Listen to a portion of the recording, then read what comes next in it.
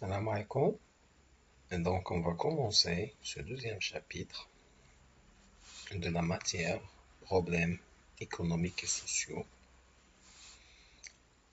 portant sur le chômage et l'inflation. Le chômage et l'inflation constituent toujours des phénomènes qui préoccupent les économistes depuis que la science économique a vu le jour.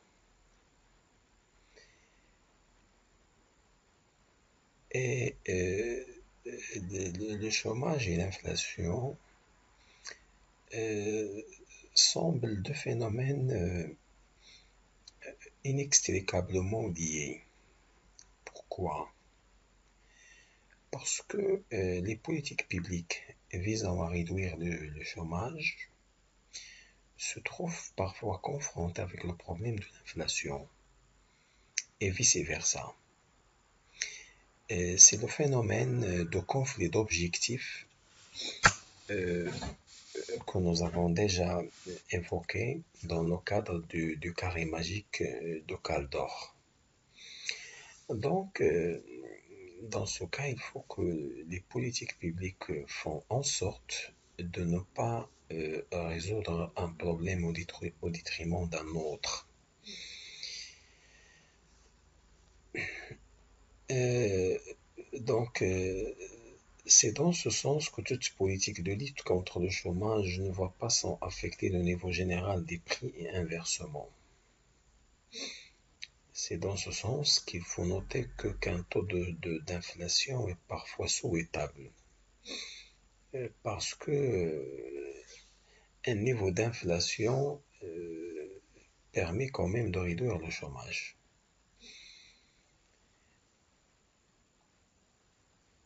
Donc, avant d'aller donc à l'analyse de l'inflation et du chômage et leurs relations inextricables, nous tenons tout d'abord à exposer les aspects théoriques, les fondements théoriques ou bien les théories en présence qui ont porté sur ces deux phénomènes.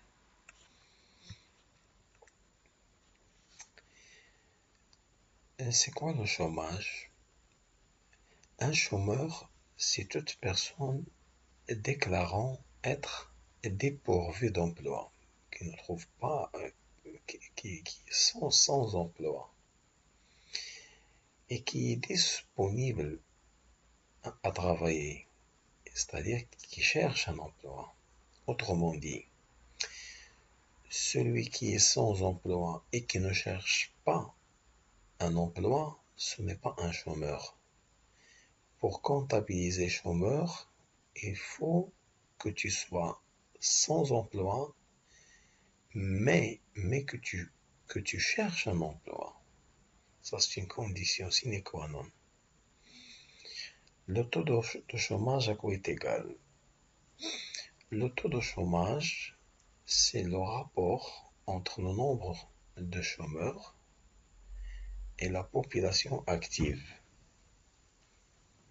C'est quoi la population active?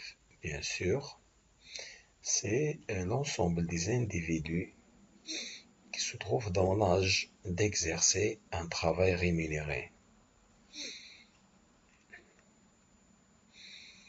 On peut distinguer donc plusieurs formes de chômage. Il y a le chômage naturel ou bien frictionnel. Il est dû au fait que chaque jour, il y a, pour diverses raisons bien sûr, de nouveaux demandeurs d'emploi et qu'il y a toujours un temps de battement entre le début de la recherche de l'emploi et l'entrée dans un nouvel emploi. Vous notez, un taux de chômage naturel, c'est quoi?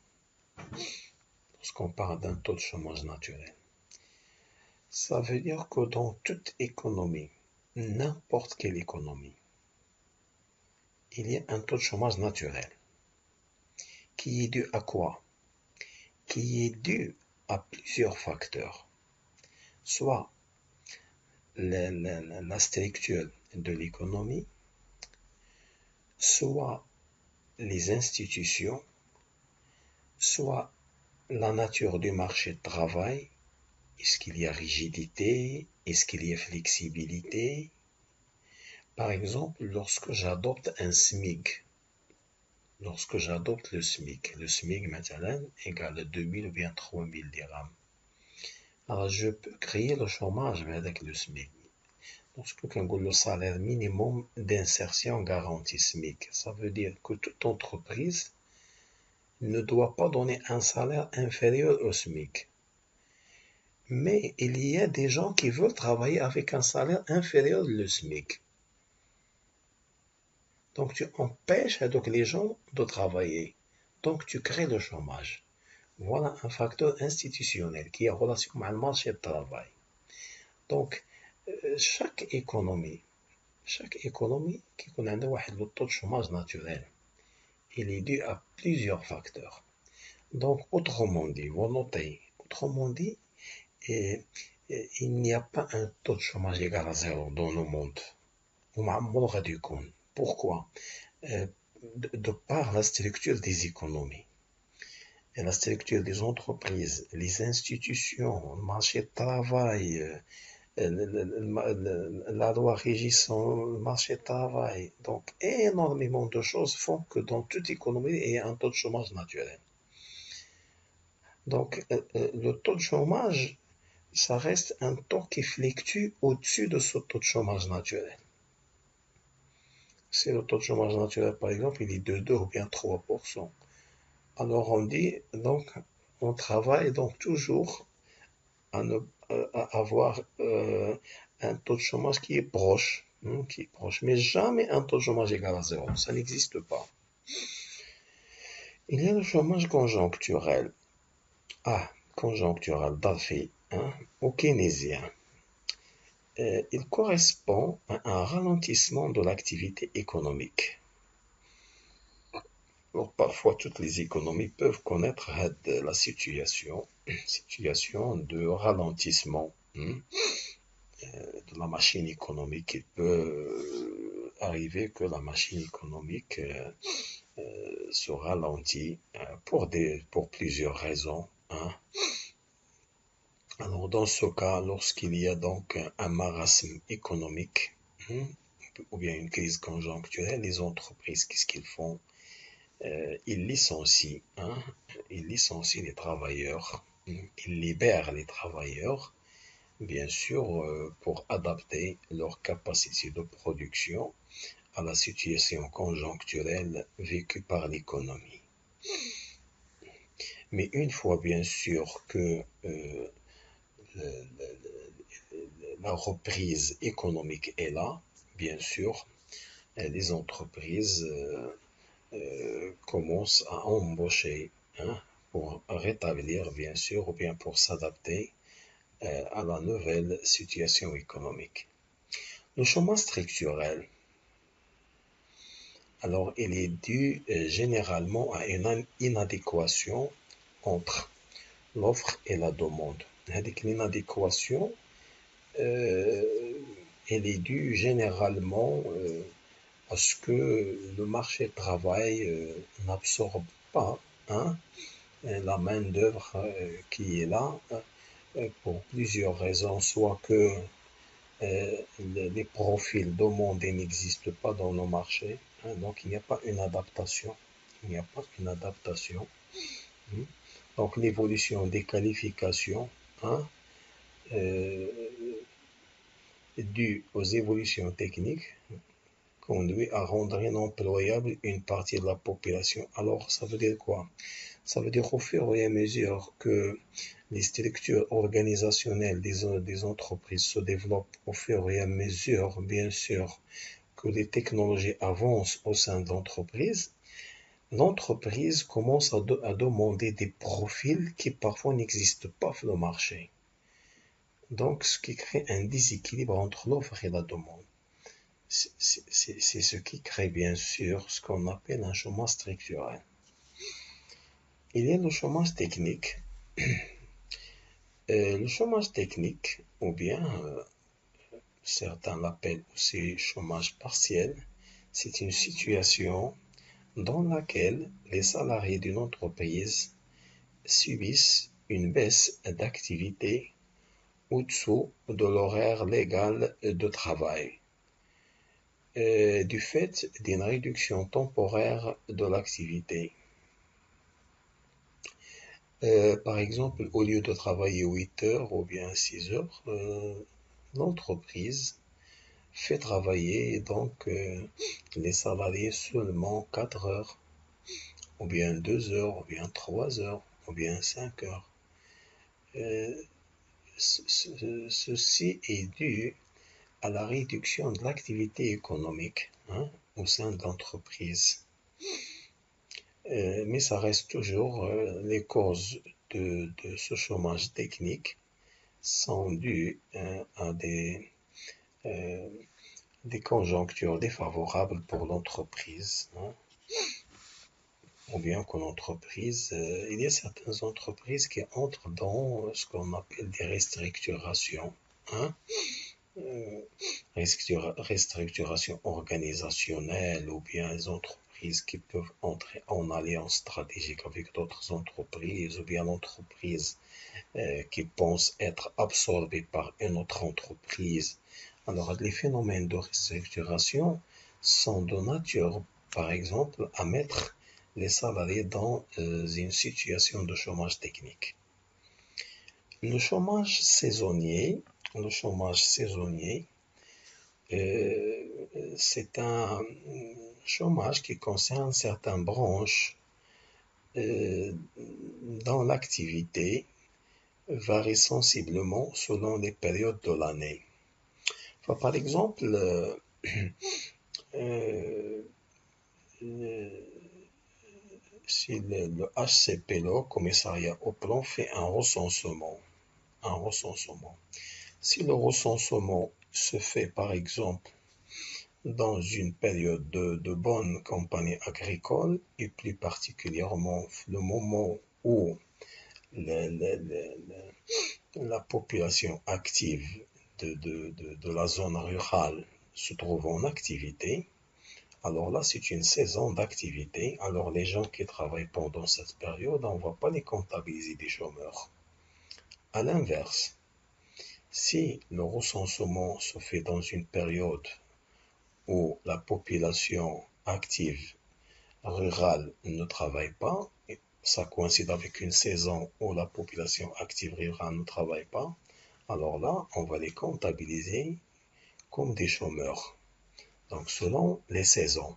Selon les saisons. Bien. C'est quoi la population active? C'est très simple. La population active, c'est l'ensemble des personnes qui sont en âge de travailler. Faut pas, attention, il ne faut pas considérer, donc certains commettent l'erreur suivante. Population active, c'est une population qui travaille. Non, qui est en âge de travailler. Généralement, cette population, l'âge d'elle varie entre 15 ans et 64 ans, selon les organismes de statistiques, bien sûr, l'OCDE et l'INSEE.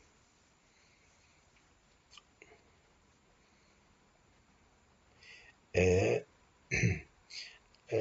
donc, la population active, personnes d'âge actif, qui sont, bien sûr, en âge de travailler.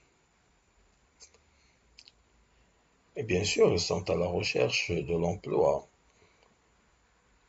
La population active occupée comprend toutes les personnes de 15 ans et plus qui travaillent au moment de l'enquête ou bien au moment du recensement.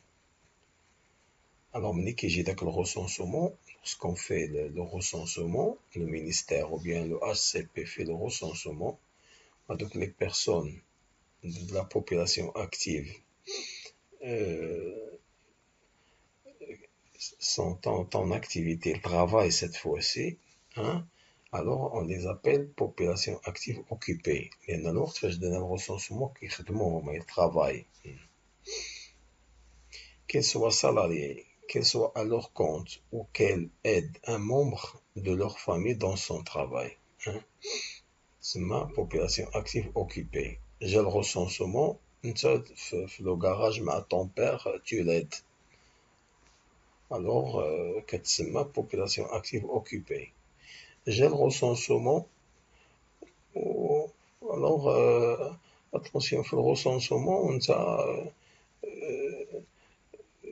tu es un commerçant. Tu es un commerçant. ديال الفلاشة ولا كتبيع دي سيجارات en détail ولا أي حاجة كدير attention راه كتسمى en activité راك خدام tu es occupé tu travailles tu travailles هاد الحالة كتسمى population active occupée إذا كتحسب الشوماج en chômage population active occupée كتخدم la population au chômage personne en âge de travailler هو عنده l'âge de travailler sans emploi mais qui est à la recherche active d'un emploi, à la recherche active d'un emploi, et qui est toujours disponible pour travailler. Ça, c'est important. Donc, je reprends rapidement. Population en âge d'activité, de population active, il y a population d'âge en âge de travailler, qui de 15 ans à 64 ans. Population active occupée, c'est une population active. Voilà qu'il faut le moment du recensement, qu'est-ce qu'on est occupé? Il travaille. Il fait n'importe quel travail. C'est ma population active occupée. Population au chômage, personne en âge de travailler et à la recherche d'un emploi. Voilà, ça c'est important. Voilà, donc vous avez le schéma qui est donc devant vos yeux, qui démontre donc vous avez la population totale. La population totale, vous avez la population active, vous avez la population inactive. La population active, la population active occupée, on fera bien sûr les chômeurs. Donc voilà donc ce qui achève donc cette première partie de ce deuxième chapitre. On se retrouve dans une deuxième partie et je vous remercie pour votre attention.